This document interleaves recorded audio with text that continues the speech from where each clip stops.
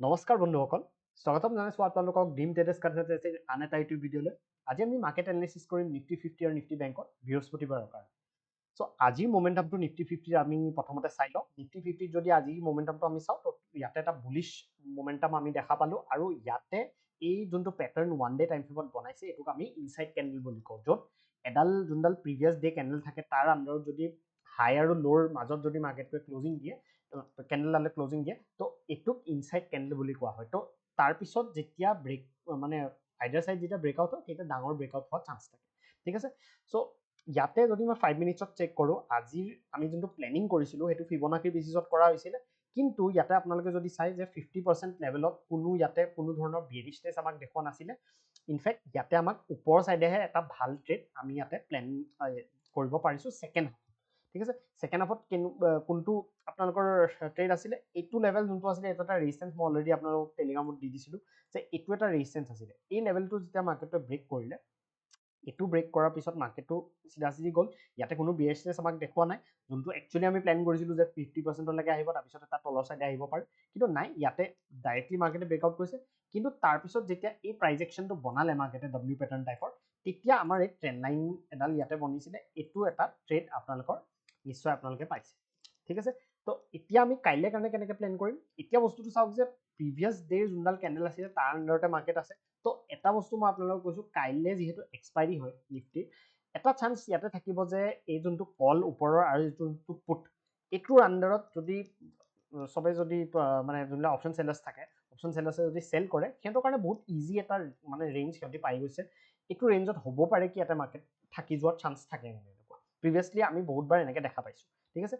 কিন্তু আমি কেনেকৈ প্লেন কৰিম, আমাৰ ইয়াতে প্ৰথম প্লেনটো হ'ব কি, এইডাল যোনডাল ট্ৰেণ্ড লাইন দেখিছে নহয়, এইডাল ট্ৰেণ্ড লাইন ইয়াতে বনিছে,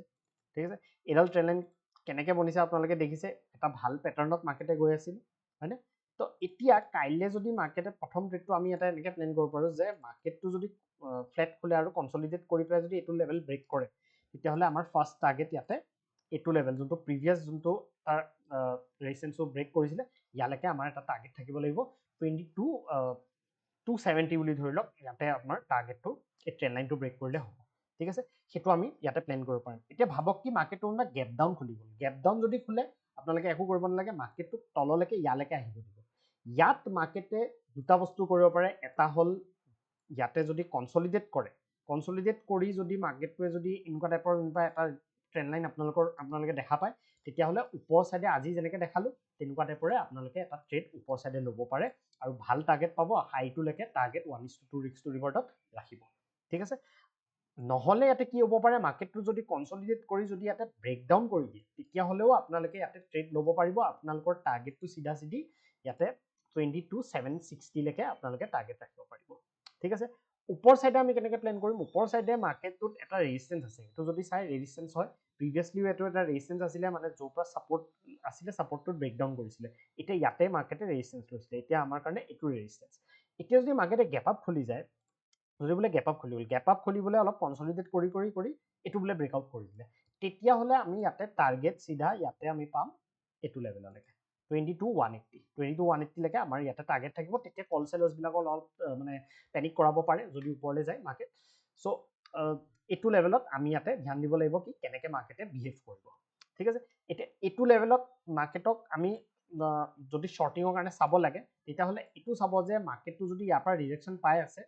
এনেকুৱাকৈ প্ৰাইজ একশ্যনটো বনাই আছে নে নাই। যদি এনেকুৱা টাইপৰ প্ৰাইজ একশ্যন বনাই আছে, তেনেহ'লে আপোনালোকে তেতিয়াহে ইয়াতে ট্ৰেড কৰাটো মই ইয়াতে প্ৰেফাৰ কৰিম, ঠিক আছে। বিকজ আজি যোনটো মোমেণ্টাম দেখালে আমাক, এইটো হ'ব পাৰে যে মানে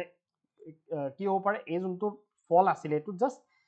এটা নিউজ, যোনটো ইলেকশ্যনৰ আমি দেখা পাইছিলোঁ যে ৰুলিং পাৰ্টি কম ভোট চাইছে বা যি কি নহওক, সেইটোৰ কাৰণে এইটো ফল হ'ব পাৰে। আৰু যিহেতু যোনটো পাৰ্টি আছিলে সেইটো পাৰ্টিয়ে আল্টিমেটলি যদি গভৰ্ণমেণ্ট বনায়, তেতিয়াহ'লে সেইটো হ'ব পাৰে কি আকৌ পজিটিভেই ইয়াতে মাৰ্কেট হৈ যোৱা চান্স আছে, ঠিক আছে। চ' এইটোৰ কাৰণে আমি নিউজটো আমি একো ফ'কাছ নকৰোঁ, আমি প্ৰাইচতে ফ'কাছ কৰিম, লেভেলছত ফ'কাছ কৰিম। মই জাষ্ট কথাটো কৈছোঁ আপোনালোকক কি সেইটো কাৰণে হ'ব পাৰে। এতিয়া ইয়াতে যদি আমি চাওঁ যে মই ফিবনাকিটো যোনটো ড্ৰ কৰিছোঁ, ফিবনাকি বেচিছত এটা বস্তু আপোনালোকে মন কৰক যে যোনটো ফল আহিছিলে, সদায় এটা ফল কেতিয়া ছাষ্টেইন কৰে, যেতিয়া ফলটো হয় তাৰপিছত মাৰ্কেটে 50% যায়, 50% গৈ আকৌ ল'টো মানে ব্ৰেক কৰে কিন্তু ইয়াতে কি হ'ল অলৰেডি চিধা চিধি 61ৰ ওপৰত গৈ পেলাই মাৰ্কেটে ক্লজিং দিছে তাৰ মানে ট্ৰেণ্ডটো এই যোনটো ট্ৰেণ্ড আছিলে যোনটো ট্ৰেণ্ড বনাব ট্ৰাই কৰি আছিলে যোনটো ছিংগল ডে ট্ৰেণ্ড আছিলে সেইটো একচুৱেলি ইয়াতে ফেইল হোৱা আমি দেখা পাইছোঁ ঠিক আছে এতিয়া কাইলৈ ছাষ্টেইন কৰিব পাৰিবনে নাই আমি সেইটো চাব লাগিব সেইকাৰণে মই আপোনালোকক কৈছোঁ যে ইয়াতে যদি ট্ৰেডো পায় তেতিয়াহ'লে অলপ এনেকুৱা টাইপৰ প্ৰাইজ একশ্যনটো চাব তেতিয়া আপোনালোকৰ ইয়াতে ট্ৰেডটো প্ৰবেবিলিটিটো বেছি থাকিব এতিয়া আমি নিফটি বেংকত যাওঁ নিফটি বেংকৰো ছেইম চিটুৱেশ্যন ইয়াতে যদি আমি চাওঁ ফিবনাকি বেচিছত ইয়াতে কোনো ধৰণৰ তেনেকুৱা ইয়াতে আমাক ৰিজেকশ্যন দেখুওৱা নাছিলে চিধা চিধিয়ে মাৰ্কেট গৈ আছিলে ঠিক আছে চিধা চিধি মাৰ্কেট গৈছে আৰু 61ৰ অলমষ্ট ওপৰতে ইয়াতে ক্লজিং দিয়া হৈছে তো এতিয়া আমি কাইলৈ কাৰণে কেনেকৈ প্লেন কৰিম ইয়াতেও আপোনালোকে যদি চাই এটা বস্তু ইয়াতে চাব যে তলৰ চাইডে যদি আমি ইয়াতে প্লেন কৰিব লাগে তলৰ চাইডে আমি এতিয়া তলৰ ফালৰ পৰা এতিয়া আমি এটা ফিবনাকি ড্ৰ কৰি চাব লাগিব ঠিক আছে ক'ৰ পৰা ব্ৰেকআউট দিছে প্ৰথম কথা এইটো লেভেলৰ পৰা হয়নে এইটো লেভেল আছিলে ব্ৰেকআউট লেভেল এই লেভেলটো আছিলে ব্ৰেকআউট লেভেল ইয়াৰ পৰা ৰিজেকশ্যন পাইছিলে এইটো ব্ৰেকআউট দিছিলে তো এইটো লেভেলত কাইলৈ যদি মাৰ্কেট আহে বোলে গেপ ডাউন খুলি গ'ল মাৰ্কেট বোলে ফ্লেট খুলি তললৈ গুচি গ'ল ইয়াতে কনচলিডেট যদি কৰে এই তলত আহি পেলাই এইটোত যদি ছাপৰ্ট লোৱা দেখায় আমাক তেতিয়াহ'লে আমি ওপৰ চাইডে এটা ট্ৰেড ইয়াতে প্লেন কৰিব পাৰোঁ ইয়াতে ইজিলি 1:2 ৰিস্ক টু ৰিৱাৰ্ড ইয়াতে আপোনালোকে প্লেন কৰিব পাৰিব ঠিক আছে এতিয়া যদি এইটো লেভেল যদি মাৰ্কেটে কনচলিডেট কৰি ব্ৰেকডাউন কৰি দিয়ে তেতিয়াহ'লে আপোনালোকে এটা চেলিং ট্ৰেড তলৰ চাইডে ল'ব পাৰিব টাৰ্গেটটো ইয়াতে হ'ব পাৰে এইটো লেভেল যদি আকৌ ব্ৰেক হৈ যায় তেনেহ'লে পেনিকটো মাৰ্কেটত আহিব আৰু 46,512 লৈকে আপোনালোকে চিধা চিধি টাৰ্গেট ইয়াতে পোৱাৰ চান্স আছে প্ৰথম টাৰ্গেটটো এইটো ৰাখিব বিকজ এইটো এটা ছাপৰ্ট লৈছিলে মাৰ্কেটে 47,365 নেক্সট টাৰ্গেটটোৱে আপোনালোকে ছেকেণ্ড টাৰ্গেটটো 46,512 আপোনালোকে ৰাখিব পাৰিব ঠিক আছে এতিয়া আমি নেক্সট ওপৰলৈ চাওঁ যে ওপৰৰ চাইডে মাৰ্কেটে কি কৰিব পাৰে মাৰ্কেটে যদি এই লেভেলটো দেখিছে নহয় এই লেভেলটো অলৰেডি এটা ৰেজিষ্টেঞ্চ আছিলে এইটো লেভেলত যদি মাৰ্কেটে বোলে অলপ গেপ আপ খুলি পেলাই যদি কনচলিডেট কৰি এইটো লেভেল যদি ব্ৰেকআউট কৰে তেতিয়াহ'লে আমাৰ টাৰ্গেট কেইটা যোনকেইটা থাকিব এইটো ফল ফাৰ্ষ্ট টাৰ্গেট এইটো থাকিব 50,123 আৰু ছেকেণ্ড টাৰ্গেটটো এই য'ৰ পৰা ফলটো আহিছিলে 50,668 আমাৰ ইয়াতে টাৰ্গেট থাকিব ঠিক আছে তো এইটোৱে আমাৰ কাইলৈ কাৰণে প্লেন নিফটি বেংক আৰু নিফটি 50 কিবা যদি ডাউট থাকে আপোনালোকৰ নিশ্চয় আমাক জনাব আৰু আমাৰ ইউটিউব লাইভ যোনটো কৰি থকা হয় সেই ইউটিউবত আপোনালোকে জইন কৰিব যাতে আপোনালোকে লাইভ মাৰ্কেটত কিছু আমাৰ পৰা হেল্প পায় চ' আজিৰ কাৰণে মই ভিডিঅ'টো ইয়াতে সামৰিছোঁ ধন্যবাদ